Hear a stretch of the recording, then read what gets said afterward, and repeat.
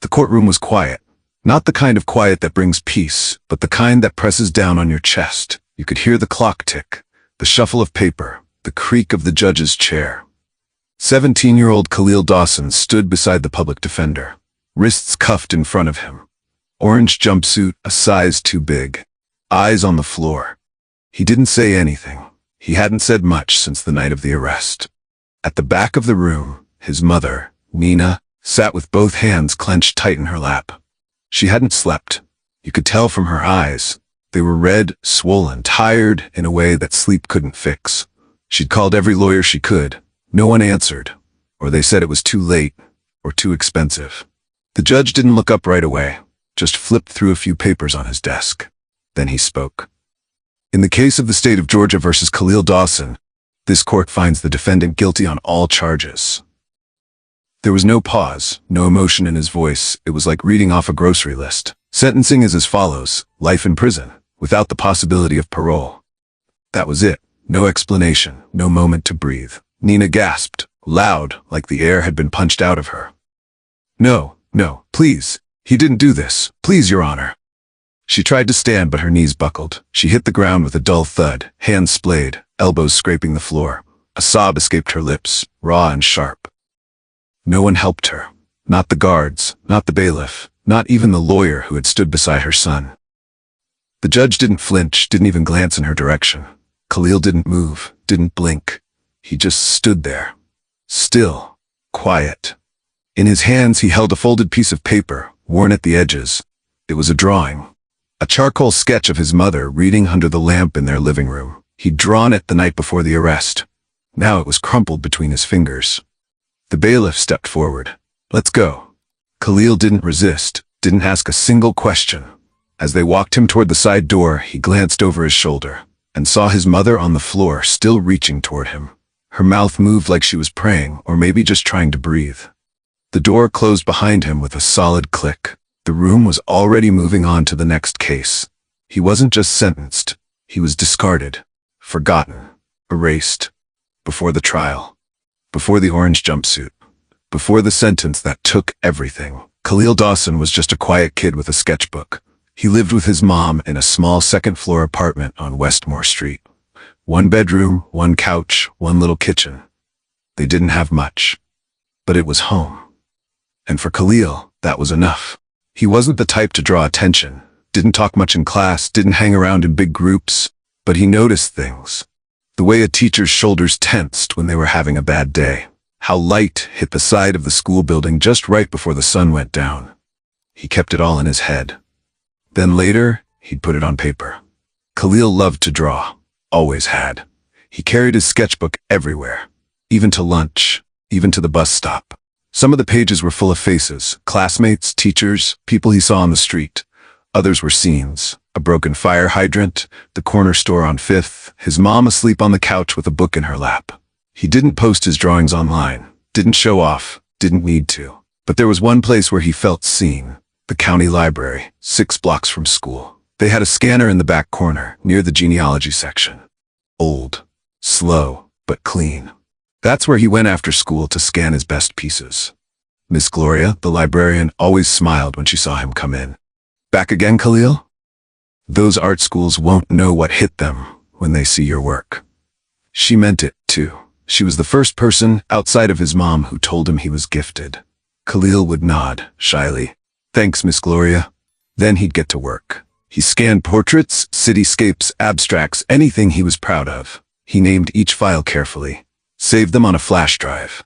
Because he had a goal. He was applying for the Art Future Scholarship, a national program that could get him into a top art school. Full ride. He knew the odds were slim. Thousands of applicants. But still, he believed. This was the biggest thing he'd ever tried for. The day he got the recommendation letter from his English teacher, he didn't tell anyone right away. He just tucked it into the inside pocket of his sketchbook and walked home slow, like he was carrying something sacred. That night, he picked up dinner from the corner store. A sandwich for himself. Strawberries for his mom, her favorite. He always bought them when he had a little extra allowance. When he got home, she was folding laundry in front of the TV. He handed her the small container, and she smiled, tired but soft. You remembered, she said. Of course, he replied, already pulling out his pencil. He sketched her as she sat there, folding a worn t-shirt. The way her brow furrowed in focus, the curve of her hand as it moved through the fabric. He didn't show her the drawing. Not yet.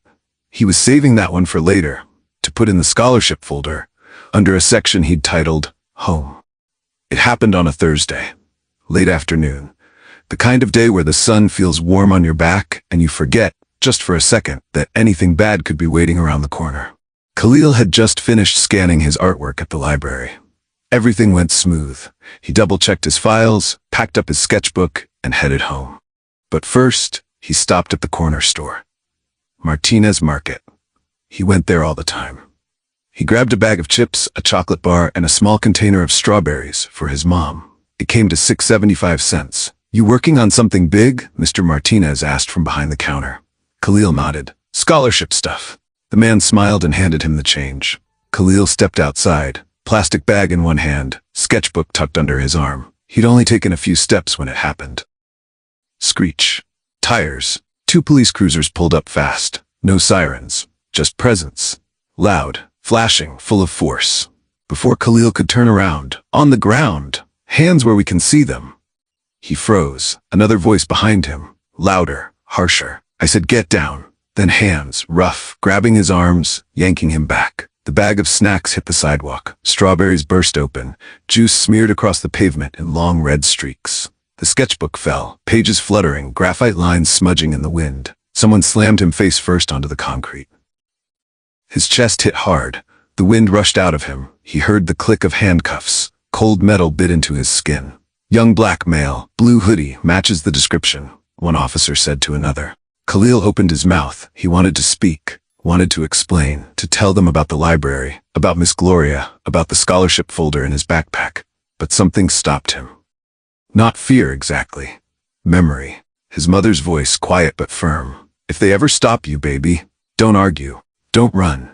Don't even move. Stay still. Stay alive. So he stayed still. The concrete burned his cheek. One of the officers patted him down. The chips were crushed. The chocolate bar lay in the gutter. The strawberries kept leaking, small red pools trailing toward the curb. And the sketchbook, it lay open, pages ripped, artwork exposed. A drawing of his mom curled on the living room couch, now torn down the center. None of the officers looked at it. We got a robbery on 47th, the taller cop said. GameStop. Witness says the suspect ran south in a blue hoodie. Khalil was still trying to breathe. Still trying to understand how everything had turned in under a minute. You fit the description, one officer said, like that was the end of the conversation. He tried again. I was at the library. You can explain that downtown, the officer snapped. No one asked his name. No one asked for ID. No one checked his backpack. The back door of the cruiser opened. A hand pushed his head down. As the door slammed shut behind him, Khalil looked through the window. He saw his sketchbook lying there on the sidewalk, pages moving in the breeze. It was the last thing he saw before the car pulled away. He wasn't running. He wasn't hiding. But none of that mattered, because no one wanted the truth. They just wanted it wrapped up. And he looked like the kind of kid that fit the ending they already had in mind. Khalil met his public defender for the first time 10 minutes before the hearing. The man's name was Mr. Hayes. Gray suit, tired eyes, folder in one hand, phone in the other. He didn't sit, didn't ask Khalil much, just flipped through a few papers, then looked up briefly. Anything you want to say before we go in? Khalil hesitated. I was at the library. Miss Gloria saw me. There's footage. They can check. Mr. Hayes nodded, barely listening. We'll see what we can do. Then the door opened, and they were called in. The courtroom was almost empty. No jury. Just a handful of staff, a sleepy-looking bailiff, and Judge Roland Pierce on the bench. Khalil was still in cuffs. He wore a loose-fitting borrowed suit, sleeves hanging past his wrists. His mom sat behind him, eyes sunken, hands shaking in her lap. The hearing started quickly. Docket number 2039A, People versus Khalil Dawson. The prosecutor, a young woman in a crisp navy suit, stood without even glancing at Khalil. She laid out the case in 3 short minutes. A blurry, still image from a GameStop security cam. A glove found in Khalil's backpack, the kind artists use to keep graphite off their hands. A partial fingerprint on that glove. That was their Evidence. Mr. Hayes said nothing at first. When prompted by the judge, he stood awkwardly and cleared his throat. My client is a student. No prior record. He was at the public library at the time of the alleged robbery. Do you have any witnesses? The judge asked, without interest. No, Your Honor. We've been unable to reach the librarian. Then came the first and only time Khalil tried to speak. Please, I wasn't there. Ask Miss Gloria. She'll tell you. The prosecutor cut him off sharply. This isn't debate club. You're not here to talk. Khalil fell silent. The judge didn't respond, didn't ask what he meant. Didn't ask about the librarian. Didn't even look at him. At the clerk's desk, Elena Vargas was typing everything as it unfolded. She had worked under Judge Pierce for nearly 5 years. She knew how he operated. Fast, cold, final. But something about this case made her stomach twist. There were files she remembered seeing the day before. A time-stamped traffic cam photo from near the library. A report on the surveillance camera malfunction at the GameStop. A discrepancy in the glove's sizing. Now, those files were gone, just missing. Replaced by a smaller folder with fewer pages. She checked the system twice, then again, but she couldn't say anything. Not yet. Not here. The judge leaned forward. The court finds the evidence sufficient for trial. Bail is denied. His gavel came down. The sound echoed off the marble walls like a door slamming shut. Khalil turned slightly, trying to look back at his mom, but the bailiff was already pulling him toward the side exit. Nina's mouth opened to speak, but no sound came out.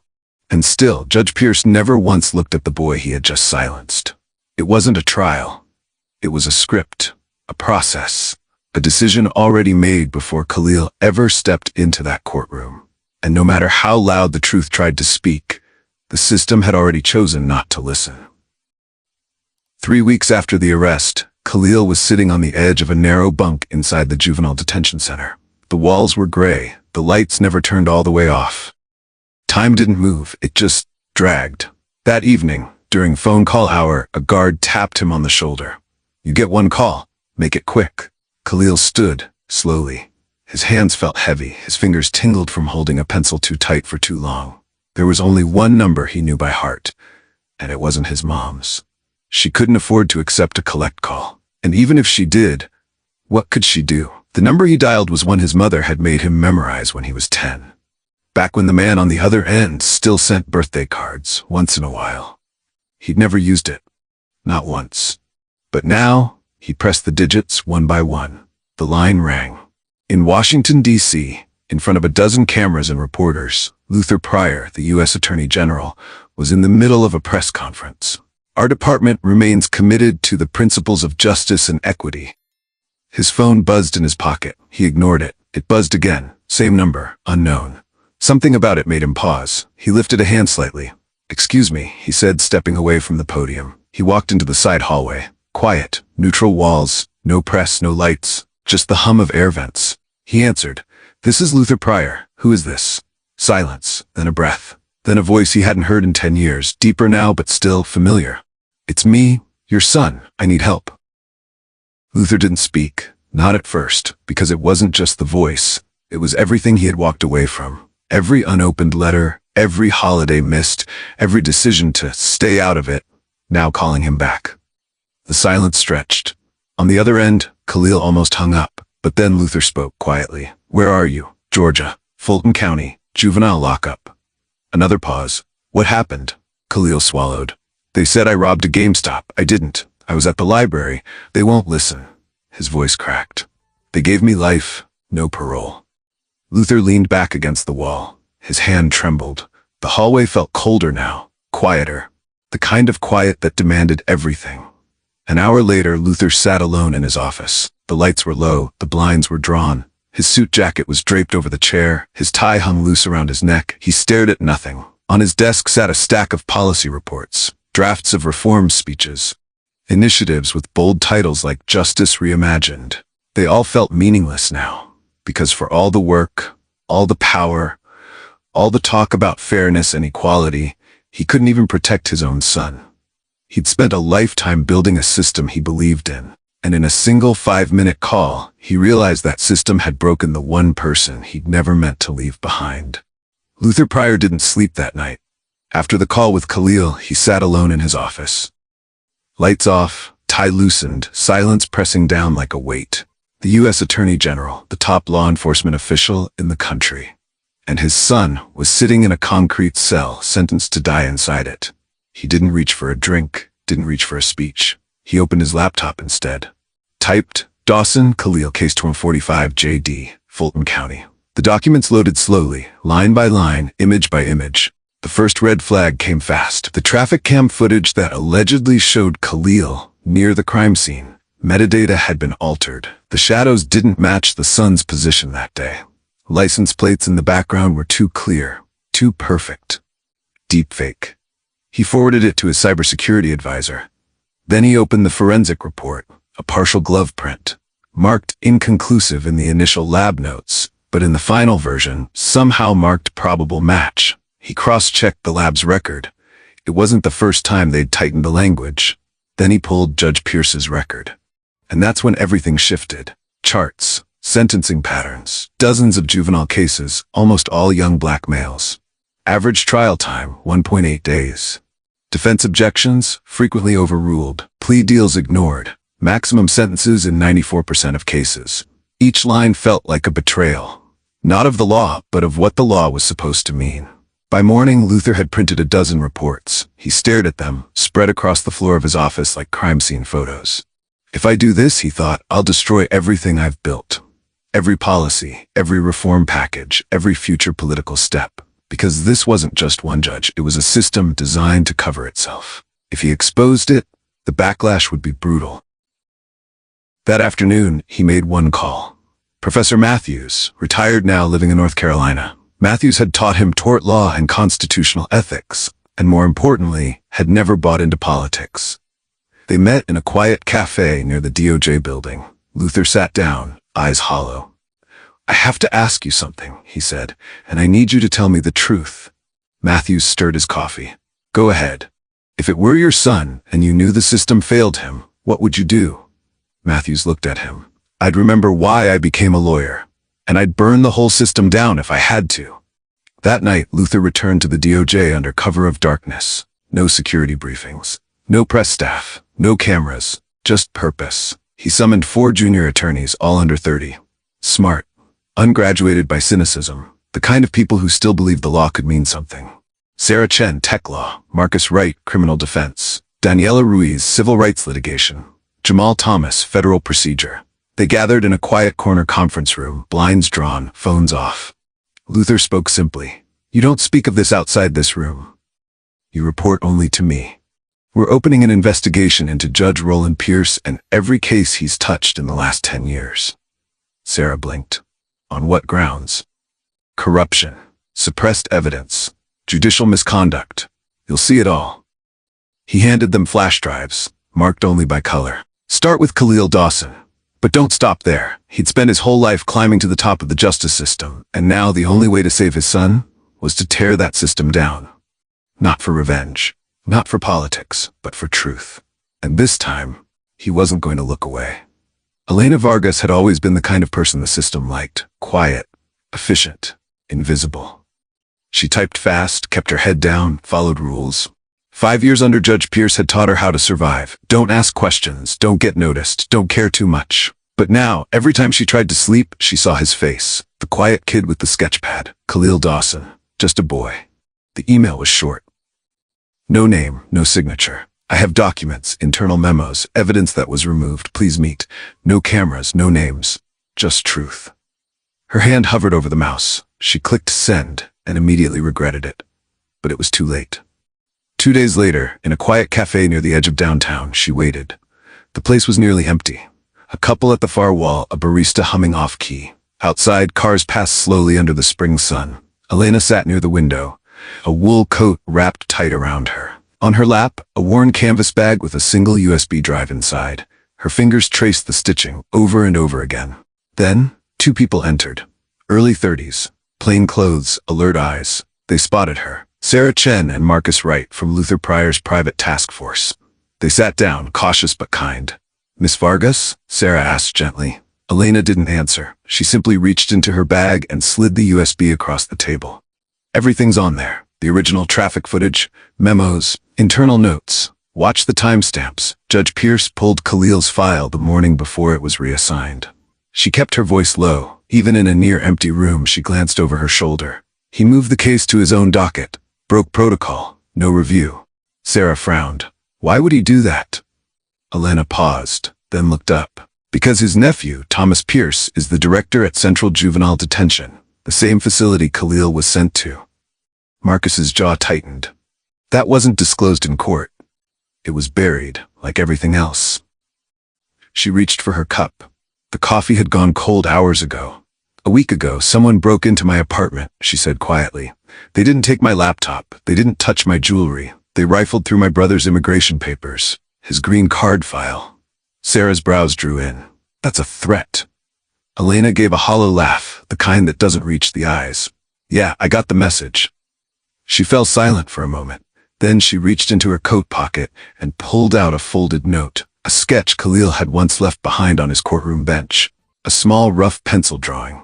It was her, typing, head down, a little tired, a little proud. He used to draw in court, she whispered. Little things, corners, people. He saw everything, even me. Her eyes glistened. That's why I'm here, not because I'm brave. I'm not. But he saw me when no one else did, and now the whole system's pretending not to see him. She exhaled. I can't stay quiet anymore. He was just a boy, and they're trying to erase him like he never mattered. Sarah and Marcus didn't speak right away. Instead, they watched her. Not with suspicion, but with something close to awe. Not every hero shows up wearing armor. Some show up in sensible shoes, clutching a cup of cold coffee and refusing to disappear. Elena Vargas was never meant to be a hero. She was a court clerk, a footnote, a silent hand behind the record. But in a system built on silence, even a whisper can start an earthquake. And in that cafe, one whisper was just about to shake the whole system apart. The walls were always the same, gray, damp, still. But something inside Khalil had shifted. He wasn't sleeping, not well. The nights bled into each other, one long corridor of silence. But in that silence, he began to draw. It started with Marcus, the older man from the laundry unit. A gentle giant with soft eyes and a daughter who wrote poems for school recitals. Khalil asked him to describe her. She's got my nose, Marcus said, smiling. And her mama's stubbornness. Khalil drew her too, in the corner of the page, standing on a stage made of notebook paper. Next was Deshaun, barely 18, who sang old Motown songs while he mopped the floor. Then Carlos, who dreamed of owning a food truck.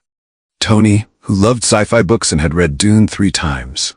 William, who coaxed green life from plastic containers in the prison courtyard. Each sketch held more than just lines. They held memory, voice, presence. One day, during rec time, Jamal, Khalil's quiet, watchful cellmate, handed him a bundle. Got it from the library lady. Real paper, not the cheap kind. Inside, 5 sheets of textured artist paper, the kind Khalil hadn't touched since the day of his arrest. Jamal leaned in. Use it before they take it. In here, what you make, that's the only thing they can't erase. But word got around. The guards started watching. Not openly, just a little too quiet when he passed. A little too interested in what he held in his hands. So Khalil worked faster. And when the volunteer coordinator, a retired school teacher named Miss Lavinia, came by for literacy tutoring, he slid an envelope into her supply tote. No name, no return address. Just one word written on the front in pencil, Inside Voices. 2 weeks later, the sketches began to circulate, first among community art collectives, then on social media, then in civil rights forums. People saw them, not as drawings, but as declarations. Each portrait bore a name, a story, a favorite song lyric, or a quote from a daughter's poem. One sketch showed an older man, eyes closed, with the words, "She used to hum gospel while cooking. I still hear it in my sleep." Another, a young man staring out a cell window, captioned, "I only ran because I was scared, not because I was guilty." The campaign caught fire. Inside Voices trended across platforms. Human rights lawyers reposted. Artists offered to replicate the works as murals. One gallery in D.C. cleared a wall for a full installation. Back in his cell, Khalil heard nothing. No internet, no news, no outside sound. But one day during library hour, a new inmate passed him a slip of paper. It read, "People out there are starting to hear us. They see what you drew. They see us." Khalil folded it slowly, tucked it into the spine of his sketchbook, and whispered, not to anyone else, but to the space around him. You can lock us up, but you can't erase who we are. In a place built to strip identity, Khalil had found a way to give it back. Not just to himself, but to everyone the system tried to turn into numbers. With pencil and paper, he was turning inmates back into people. The hearing room smelled of old paper and polished wood. Golden morning light spilled through the high windows, casting long shadows over senators hunched above their folders. In the center sat Luther Pryor, no longer just the Attorney General. This morning, he wasn't a politician. He was a father, and this was no ordinary briefing. This was a reckoning. He didn't read from a script. He didn't need to. Instead, he reached for a thick dossier and laid it on the desk before him. With hands steady, but only just, he opened to the first page. A silence fell across the chamber. Sentencing logs, racial breakdowns, case timelines that barely lasted 48 hours. Each page told the same quiet horror. Fast-track trials, max sentences. Black boys vanished without question. Luther didn't need to dramatize it. The numbers did that for him.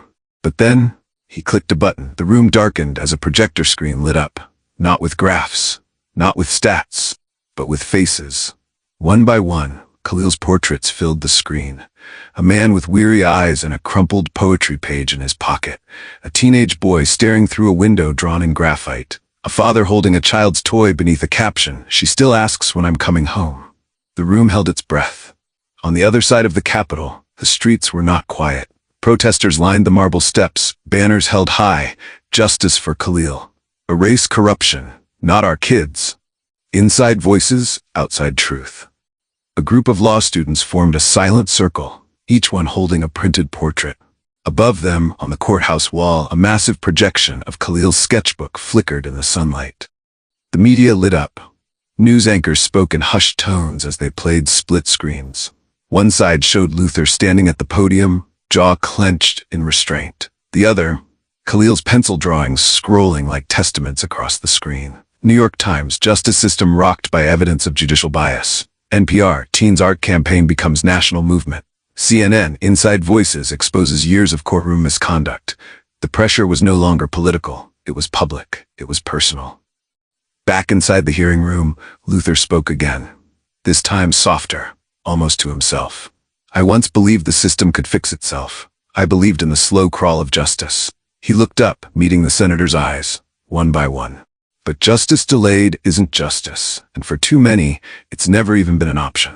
That day, Luther didn't just expose one judge. He peeled back a curtain the nation had refused to touch, revealing a rot that stretched far beyond Khalil.